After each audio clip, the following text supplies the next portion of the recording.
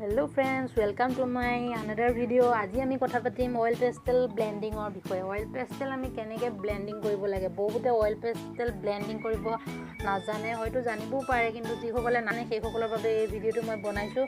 আৰু oil pastel কেনেকৈ blending কৰিব লাগে ভিডিঅ'টো শেষলৈকে চালে নিশ্চয় গম পাব। So let's start the video'. প্ৰথমতে আমি ৰেড আৰু অৰেঞ্জ কালাৰ ব্লেন্ডিং কেনেকৈ কৰিম সেইটো চাই লওক।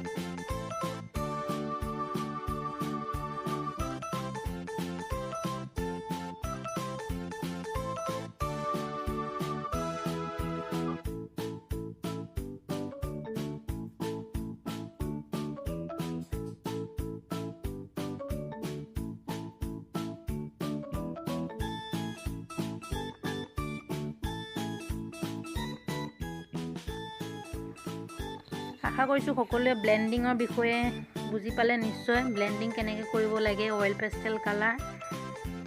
তো ভিডিঅ'টো আজিলৈ ইমানেই আছিলে, আৰু ভিডিঅ'টো যদি আপোনালোকে ভাল পালে তেন্তে লাইক কৰিব আৰু কমেণ্ট বক্সত জনাব আৰু যদি কিবা জানিবলগীয়া আছে বা যদি কিবা ভুল থাকি ৰৈছে কমেণ্ট বক্সত নিশ্চয় জনাব পাৰিব অইল পেষ্টেল কালাৰ ইউজ কৰি কেনেকৈ এই চৰাইটো আঁকিলোঁ এইটো ভিডিঅ' আপোনালোকে চাব পাৰে মই ডেছক্ৰিপশ্যনত লিংকটো দি দিম আৰু মোৰ চেনেলটো যদি ভাল পায় তেন্তে প্লিজ লাইক কৰিব আৰু লগতে ছাবস্ক্ৰাইব কৰিবলৈ নাপাহৰিব চ' বাই